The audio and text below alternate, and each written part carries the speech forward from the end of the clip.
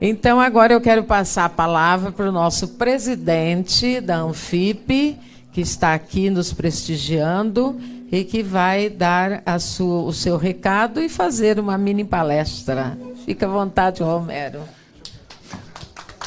Vou preferir falar de pé, que eu enxergo até lá ao fundo.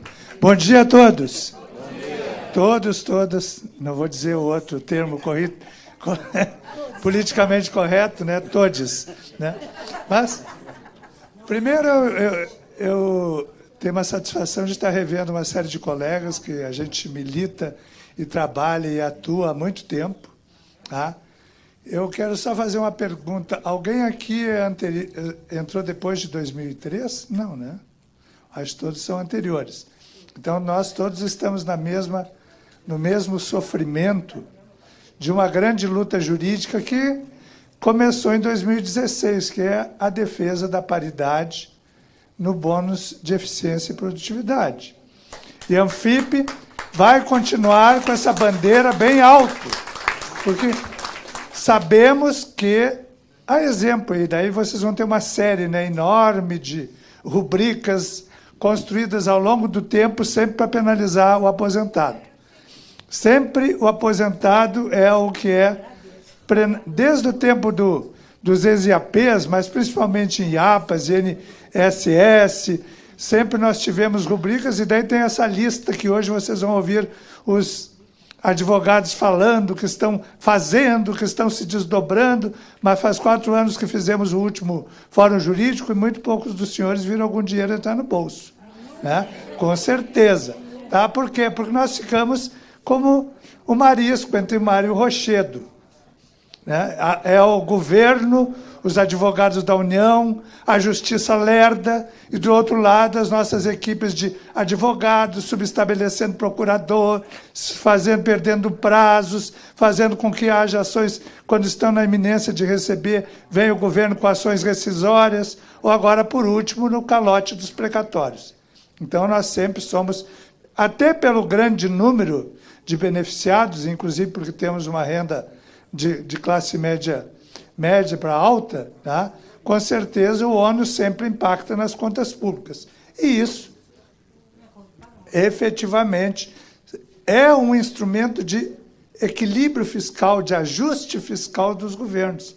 A exemplo de congelar o benefício do INSS, que é a grande conta do governo, é exemplo de congelar e não dar reajuste aos servidores públicos, exatamente porque cada vez mais cresce a parcela de inativos, de aposentados e pensionistas, né? Graças a Deus nós temos uma melhoria na nossa longevidade, a despeito das perdas que tivemos com essa famigerada pandemia, mas nós todos estamos sofrendo. Vocês vão ouvir aqui durante todo o dia inúmeras promessas de que estamos fazendo, de que está lá, de que está na primeira... E também, com certeza, o grande debate que vai se estabelecer sobre a paridade no bônus de eficiência e produtividade. E todos têm que ter consciência, a despeito de termos muitos movimentos aqui em defesa da volta do subsídio, da volta nada disso, infelizmente, pode hoje acontecer por um movimento único de uma das entidades. Nós temos hoje 3 representações, 2 associativas e uma sindical, e não existe auditor fiscal do Sindifisco, auditor fiscal da Unafisco, auditor fiscal da Anfip.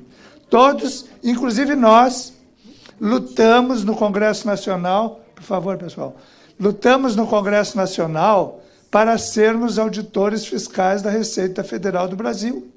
Então, nós temos que nos cingir ao regramento remuneratório para esta carreira tributária aduaneira. E só há 2 formas de mudar e de fato, termos a paridade quando, porventura, o famigerado bônus atingir um valor economicamente desejável, segundo aquelas planilhas coloridas que alguém via lá em 2016 na defesa desse famigerado bônus, e rompendo com a história da nossa forma remuneratória de subsídio para vencimento básico. Portanto, entendam, só muda e teremos o fim do famigerado né, malfadado artigo 6º lá da Lei 13.464, se mudar a lei ou se transitar em julgado diversas ações. Cada uma das entidades tem ações ordinárias na defesa da paridade dessa rubrica. Uma rubrica que, inclusive, que é hermafrodita, né? Ela não tem contribuição previdenciária, mas é extensível aos aposentados. Tá? Tudo isso tem um grande debate também, novamente, jurídico. Portanto, ou se muda a lei, e não se vê ambiente neste atual Congresso e nesse atual governo, até porque é iniciativa privativa do presidente da República, do Poder Executivo, ou se transita em julgado. E eu vejo aí que as entidades todas, a Anfip foi a primeira a bradar contra essa rubrica, e depois de... Inclusive, não vão dizer que foi esta ou aquela entidade que aprovou, não. Foram 8.000 auditores que foram às assembleias deliberarem prol do acordo que estava sendo proposto na época. Portanto, não é esta ou aquela entidade, são os auditores, por mais que tenham sido influenciados, mas foram lá na assembleia e votaram a favor da criação, instituir o Comitê de Gestão de Produtividade e Eficiência e a rubrica Bônus de Eficiência e Produtividade. Portanto, com o respaldo legal da categoria, só se revertermos essa situação toda em assembleia e uma nova proposta, e uma talvez futura mesa de negociação é que poderemos avançar para, no Poder Executivo, ter essa iniciativa. Mas no jurídico as entidades todas correram. A Anfip contratou um ex-presidente do Supremo. O Sindifisco... Pessoal, por favor, tem um... O Sindifisco também foi atrás de um ex-presidente do Supremo. A Anfip contratou a equipe toda jurídica do Carlos Mário Veloso. O Sindifisco foi atrás do Aires Brito. E esses grandes juristas ainda não lograram êxito nem na primeira instância, pelas características da rubrica criada, que não tem, hoje ainda não tem aferição, ela é paga de forma igual para todos os ativos e regressiva para os aposentados. Então, esse é um grande debate que depois, com certeza, vai ter na pauta desse fórum jurídico. E eu quero voltar à minha encomenda, que é falar sobre o cenário do Congresso Nacional. Hoje, casualmente, nós continuamos na trilha de sermos formuladores. Lógico que ninguém tem novidade alguma no âmbito tributário, mas nós, e por ideia minha, convidamos, ia ser iniciativa única da Anfip, convidamos o professor Eduardo Faiani para reunir uma série de propostas que já tinham sido, inclusive, apresentadas num projeto chamado Reforma Tributária Solidária, que depois resultou numa emenda a uma proposta de reforma tributária que está lá no Congresso, apresentada por 6 partidos de esquerda, mas daí nós resolvemos propor no início do ano ao professor Eduardo Faiani, precisamos de uma proposta que contemple uma mudança na estrutura tributária, inclusive na proteção social do brasileiro, que é uma coisa que tem sido desmontada aos poucos, né? Na proteção daquilo que sempre levantamos muito forte a bandeira, que é o nosso estado do bem-estar social, que é o orçamento da Seguridade Social, e daí ele formulou um texto. Só que eu disse, mas nós somos auditores, né? Vamos convidar também entidades da administração tributária municipal, estadual, vamos convidar a entidade sindical para ver se não querem legitimar esse processo. E logrou que, ao fim de negociação, os auditores municipais não tinham interesse, porque havia conflito entre alguns temas. Nós conseguimos lograr uma parceria entre FENAFISCO, Anfip, a nossa Fundação de Estudos Tributários e o Sindifisco Nacional, e que apresentamos um papel, um paper, que já estamos percorrendo as equipes econômicas dos presidenciáveis, que até a semana que vem serão homologados como candidatos. Já levamos a equipe econômica do Partido dos Trabalhadores, hoje estaremos com a equipe econômica do Partido Democrático Trabalhista, do PDT, já estamos em contato com a equipe econômica do atual inquilino do Palácio do Planalto, também porque ele é um dos... Né, nas pesquisas também pontua ao lado do Partido dos Trabalhadores, e nós vamos efetivamente levar a nossa contribuição, abrir o diálogo, que muito mais do que fazer com que incorporem aos seus planos de trabalho, é termos a interlocução com o futuro governo.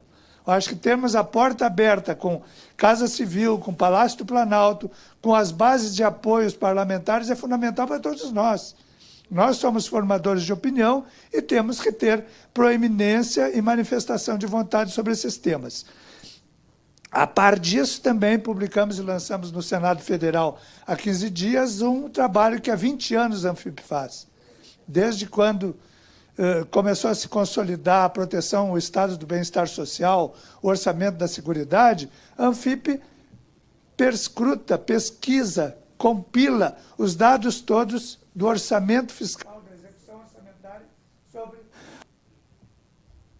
Caiu a pilha. Acho que voltou. Mas, de qualquer forma, esse é um trabalho que tem sido referência no Congresso Nacional, entre os pesquisadores, na academia, em que nos debruçamos com a nossa equipe técnica, com consultoria também das casas do Congresso, sobre essa análise. E, a par também de todos esses temas, nós estamos na expectativa, nós teremos agora, como o Congresso todo está voltado para a homologação das candidaturas nas convenções partidárias. Esse prazo se encerra em 5 de agosto, 10 dias depois começam as campanhas. Nós temos alguns candidatos na categoria, é bom analisarmos, prestigiarmos, independentemente de partido ou não. Eu acho que é fundamental prestigiarmos. Eu já fui vítima de um desprestígio na categoria, porque na época eu fui candidato em 2018 e estava na ebulição lá do combate à paridade. Eu defendia a paridade e aqueles que não defendiam paridade, inclusive na própria delegacia sindical que eu presidi durante 5 anos em Porto Alegre, fizeram com que eu me afastasse do sindicato e impediram o meu acesso lá em determinadas oportunidades, ao invés de sermos um pouco mais inteligentes.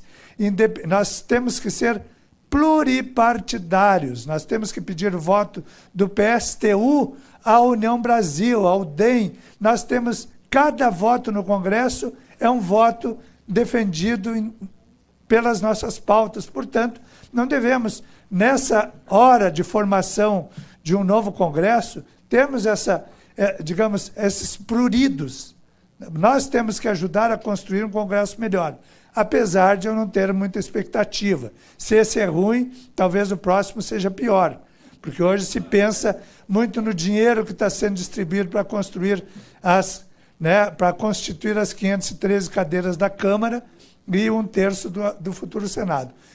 Mas sobre o que está lá em tramitação, está na iminência de ser votado num dos esforços concentrados na Câmara, um projeto de lei que todos têm assistido o embate, o debate de todas as nossas entidades contra uma coisa que diz respeito aos ativos, com certeza, né, que é o projeto de lei complementar 1722, de autoria de um deputado do Espírito Santo, tá, que é o Código de Defesa do Sonegador. Na realidade, ele queria que fosse o Código de Defesa do Contribuinte, mas todos os meandros do processual trazido por esse projeto colocam num canto do ringue a administração tributária e deixa tudo a bel prazer do mercado, dos agentes e, acima de tudo, do planejamento tributário abusivo, que é cada vez maior no nosso meio.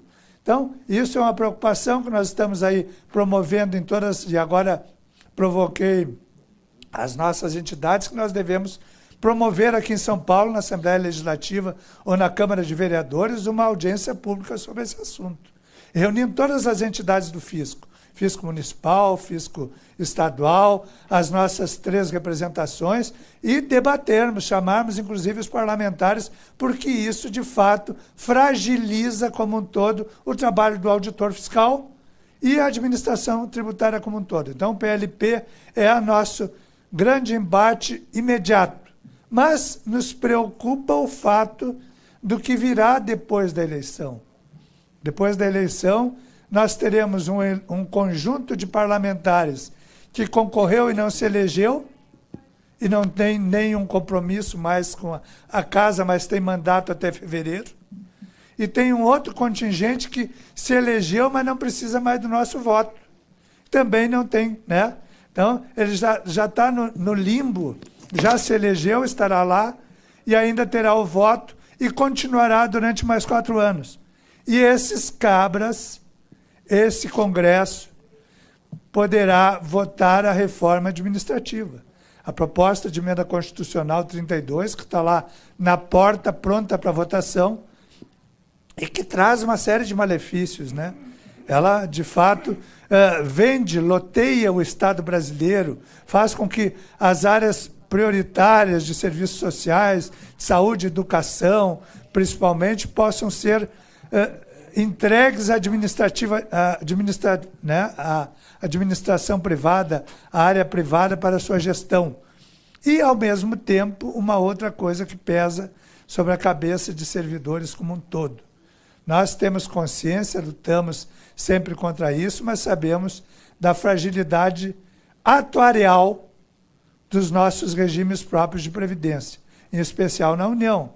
Isso a cada projeto de lei de diretrizes orçamentárias fica lá muito claro que nós temos insuficiência atuarial nos pagamentos da folha, e em especial de aposentados e pensionistas. E a emenda constitucional 103, que é da reforma previdenciária, abre a porta para contribuições extraordinárias. São Paulo já está vivenciando esse debate aqui no Estado. Tá?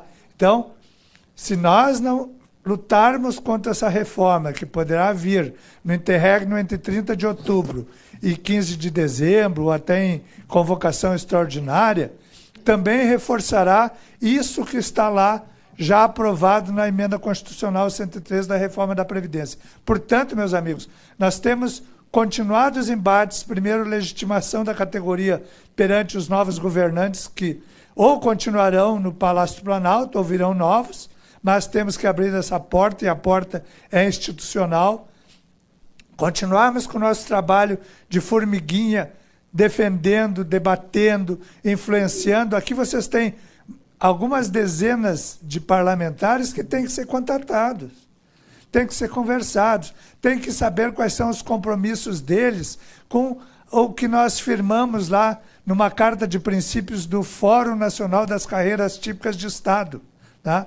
Se não temos a oportunidade, a pandemia nos dá um pouco de medo do contato imediato, temos que ter o contato virtual, a manifestação por lives, por telereuniões, com as assessorias, com os próprios parlamentares, em defesa de princípios que preservem a administração pública e, acima de tudo, a dignidade do servidor público aposentado e pensionista.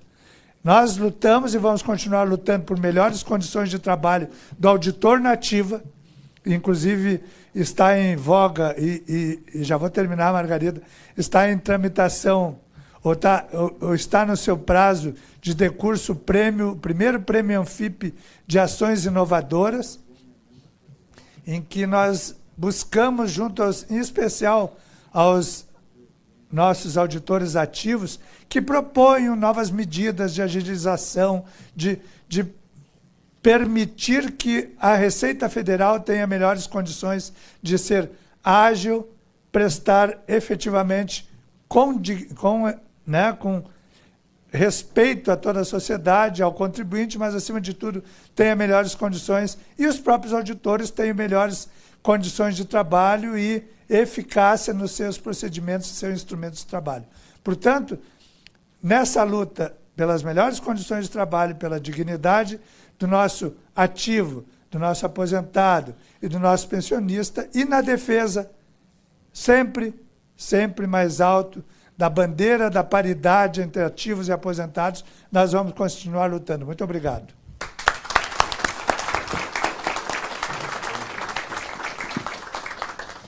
Esse é o nosso presidente, né? Paridade é o que todos nós queremos. Perdemos nossa paridade com a criação do bônus. O bônus até hoje está aí complicado, né? Não regulamentado, não atingindo os aposentados em parcela mínima e precarizando os nossos salários. Só um acréscimo sobre isso. Sim. Tá? Nós vimos a frustração toda dos nossos colegas auditores no momento em que se aguardava até abril, depois até julho, a regulamentação, e nada mais é do que não é o bônus em si, tem que ser constituído um comitê de eficiência e produtividade da Receita. Esse comitê constituído, instalado, determina por portarias ministeriais em conjunto quais são os indicadores que servirão para a aferição. Depois haverá um prazo de 3 meses de aferição para poder ser pago pela primeira vez, se cumpridas as metas, os novos valores de bônus. E nós vemos aí fora secretário, hashtag fora Júlio, né? Júlio, mas na realidade ninguém fala em quem tem a caneta e o poder para isso. Quem tem a caneta e o poder para isso é o ministro da Casa Civil, o presidente da República, e não vi ninguém falar hashtag fora Jair, né? Que é ele que, de fato, não teve a vontade política e a determinação de levar avante isso. Não é o secretário vai lá para cumprir o papel. Ninguém falou em hashtag fora imposto Ipiranga, né? Mas, efetivamente, quem detém o poder e a caneta não levou avante o que foi determinado na Lei 13.464 de 2016. Era isso, muito obrigado. Obrigada, isso mesmo. Eu vou aproveitar essa mesa linda que está aqui, com esses representantes nossos e essa plateia maravilhosa, para fazer o lançamento das cartilhas, pedir autorização para o nosso presidente da Anfip, para lançar as 4 primeiras cartilhas feitas pela Fundação. Nós fizemos... Como? Da qual eu sou presidente, é verdade, Dirce. Eu sou assim uma dupla carburação, né? Presidente da Fundação e aqui ocupando a área jurídica da Anfip-SP. Então, para mim, é um orgulho, uma satisfação. Se você não falar quem é que idealizou isso, eu não vou lhe cortar. A Fundação trabalha sempre em conjunto com a Anfip, lógico. A Fundação foi criada pela Anfip, é mantida pela Anfip. Então, evidentemente, que o nosso presidente Romero, que além de ser um excelente auditor, é também jornalista, e vocês viram, tem um conhecimento profundo, trabalhou arduamente na gestão passada, no Congresso. Esse biênio como presidente da Anfip, foi ele que sugeriu que nós fizéssemos essas cartilhas, porque nós tínhamos um livro muito antigo lá, dos direitos do cidadão. E nesse livro enorme, grosso e já bastante defasado, porque ele tem pelo menos uns 12 anos, então ele sugeriu, vamos fazer cartilhas pequenas que possam chegar ao público numa leitura ágil e fácil. E foi isso que nós fizemos. Então, nós começamos com 4 assuntos. Temos aqui a Fundação, a Anfip e a ANADEP, que é uma outra entidade que também visualizou essa oportunidade de estar conosco. Só acrescentando, desculpe te ajudar. Claro. A ANADEP é, de fato, quem representa os defensores públicos. A quem acorrem nas defensorias públicas federais, né, da União e as estaduais, acorrem todos aqueles que são atingidos nos seus direitos sociais, né? Exatamente por isso, essa parceria e a legitimação da ANADEP a esse início de coleção de cartilhas, muito nos engrandece e eu acho que, acima de tudo, legitima, né, esse trabalho todo. E eu também fiquei muito feliz, porque quando nós contatamos a ANADEP, a presidente, praticamente nós já estávamos com as cartilhas prontas, né? E passamos para ela conhecer e acrescentar ou tirar alguma coisa que ela achasse que não estava de acordo, mas ela realmente achou o trabalho excelente, assinou embaixo e está junto conosco nesse trabalho. Então, as quatro primeiras, Direitos das Mulheres, Lei Maria da Penha, né? E Lei Maria da Penha, que é excelente, direitos do LGBTQIA, dos homossexuais e demais, né, da categoria, direitos das empregadas domésticas e racismo é crime. E eu tenho a honra de dizer que essas cartilhas os assuntos foram pesquisados pelo nosso grupo de trabalho da própria Fundação, depois foi revisado por outro grupo e foram feitos por nós mesmos, pela Fundação. E aqui a primeira cartilha o assunto foi pesquisado pela nossa querida colega, a Nilza Garuti, aqui presente. Chega aqui, Nilza, que ela também pode vir aqui, que ela também faz parte da diretoria da Fundação, e ela, tanto é que em cada cartilha nós colocamos um agradecimento especial a quem fez a pesquisa que originou a cartilha. E eu escrevi a apresentação porque eu acho importante ler essa apresentação, porque ela diz exatamente do que se trata a cartilha, né? Então, nós colocamos: a Fundação Anfip de Estudos Tributários e da Seguridade Social resolve editar uma coleção de cartilhas que abordam temas de interesse de todos os cidadãos brasileiros. O objetivo é contribuir para o esclarecimento da população em geral face aos diversos assuntos que permeiam a vida de todos nós, sobretudo naqueles que envolvem os direitos e deveres de cada um para bem viver em sociedade.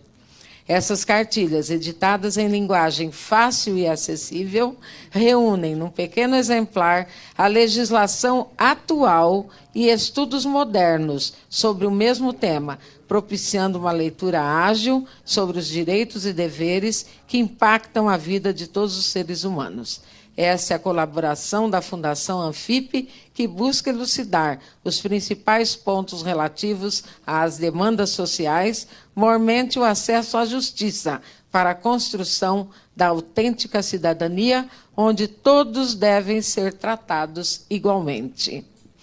E a gente, inclusive, coloca também um pensamento aqui inicial. Em todas elas nós colocamos, porque achamos muito pertinente. E eu vou passar para a Nilza ler essa colocação, que é o artigo 1 e 2 da Declaração Universal dos Direitos Humanos. E pode falar também um pouco da cartilha, do trabalho que você teve para fazer. Tá. Todas as pessoas nascem livres e iguais em dignidade e direitos. São dotadas de razão e consciência e devem agir em relação umas às outras com espírito de fraternidade. Toda pessoa tem capacidade para gozar os direitos e as liberdades estabelecidos nesta declaração, sem distinção de qualquer espécie, seja de raça, cor, sexo, língua, religião, opinião política ou de outra natureza, origem nacional ou social, riqueza, nascimento ou qualquer outra condição. Muito bem. Você quer falar um pouquinho da cartilha? Não. Então, foi um trabalho que a gente, inicial que nós fizemos, eu, a Bernadette, colega auditora, lá da Bahia, né? A Maria Bernadette da Bahia, a Neiva da Bahia e a Aurora de Goiás. Fizemos esse trabalho, revisamos e procuramos fazer assim da melhor maneira possível e esperamos que assim todos aproveitem bastante e divulguem o nosso trabalho. Vejam só. Sim, você fala download? Nós vamos colocar na nossa página da Fundação. E o Romero também mandou imprimir 500 cartilhas de cada, porque a ideia é que chegue para os cidadãos. E, à tarde, o Cartafina deve estar chegando, né? Já chegou? Trouxe as cartilhas? Então, eu vou deixar aqui na entrada e depois todos poderão pegar uma de cada, tá? para conhecerem, para ver o trabalho que nós fizemos e para ver que é um assunto que interessa a toda a sociedade. Então, consideramos aqui lançadas as cartilhas, as 4 primeiras, e já vamos lançar outros assuntos para também... Isso, vamos pegar uma de cada para sair na foto? Pegou o racismo é crime? Isso.